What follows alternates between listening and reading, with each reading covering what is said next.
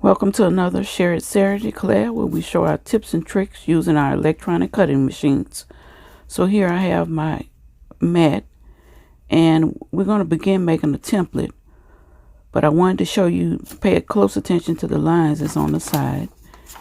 And as the title suggests, we're going to do a little engraving or etching today. So I'm showing what I did. I took a blank sheet of paper, which I'm just showing you how I positioned it along the edge of the paper, along the edge of the mat, right up against those lines.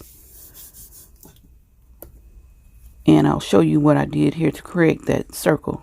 I took my acrylic blank, which is what we're going to engrave today, and I used a pen, not a marker, just a regular black pen, and I outlined that circle. And that's what we have there. And we're going to use this to create our template so we can have our positioning when we place things on the mat into the machine. So here I took it off of the mat, and I want to show you we're going to take this paper and we're going to use my printer, and we scanned it into the computer. And now I want to import it from my computer into Design Space. So I go to Import,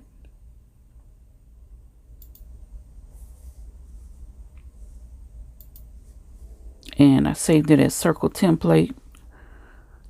So I'll pull that up, and now we'll import it onto this, and we want to do it as a PDF so that the shape and size will be exact.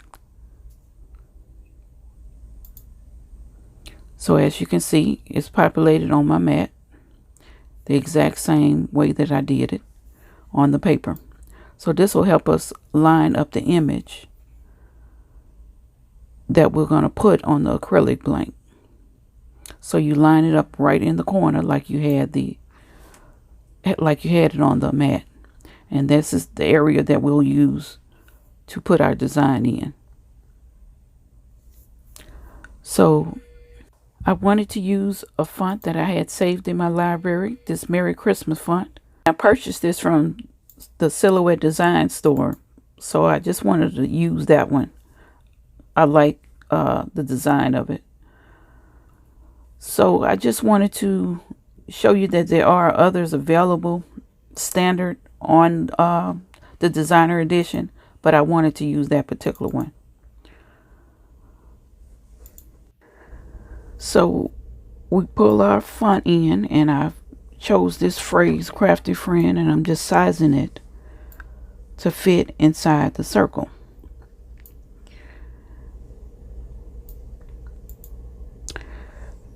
I want to show you how we do the etching. So you go to the line space panel, and we need to fill in those spaces between the letters, because that's where it'll actually etch or cut. As you can see, I zoomed in here. You can see that the spaces are really wide apart. So we want to put them close together so that it'll like color it in other words.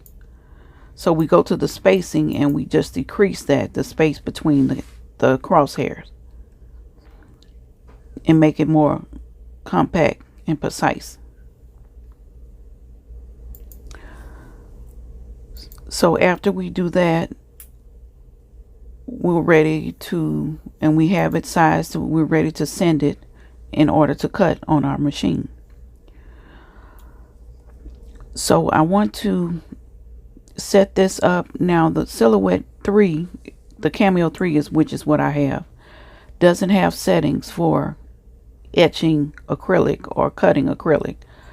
So I use the metal etching settings. That's the closest thing we have to it. So I select the metal etching and select the force at 33 and the speed at 5. So I'm preparing my mat in order to cut. So I'm showing you with this acrylic blank, they come with a protective paper on each side, a protective coating. So you peel off that coating on one side, and this is the side that the etching or cuts will be. So you put the other side face down, so you have the side that you'll cut face up, which doesn't have any coating on it, and you place that in the center of your template. So after you do that, now you can remove this paper, because we're not going to use this paper on the mat when we cut. So I'm just pulling that off carefully, keeping that blank in place. So this is the spot that we will need to have the blank in, and that's the area it'll cut. So to further keep it in place, we use some washi tape, and I just got some washi I had in my stash, or you could use painter's tape or masking tape, and you want to secure the blank on all four sides. That way it won't move or shift when it cuts in the machine. Another thing you need to remember, the acrylic piece that you use for cutting needs to be at least or no more than 3 millimeters. That's the clearance you have under the Cameo 3, under the rollers. Anything more than 3 millimeters, it'll get stuck. It'll be too big or too large. So I'm just putting tape on all four sides, being careful to just get it close to the edges, but yet taping down the blank onto the mat. So now we're ready to load the mat into the machine, and here you can see it's cutting. This blade that I'm using for cutting is called a Chromus precision blade, and this came with my machine, but I'll put a picture where you can purchase those.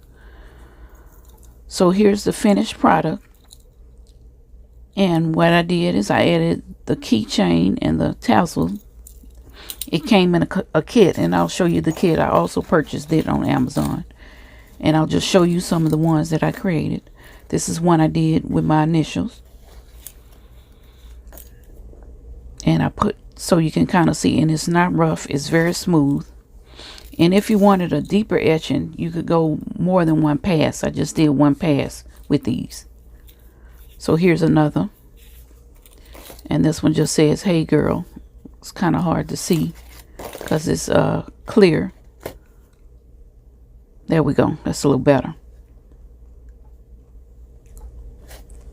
I love how these came out. First time doing this, so now that I have a better feel, for how the process goes, I probably would go back and maybe do more than one pass to make it a deeper impression into the acrylic piece.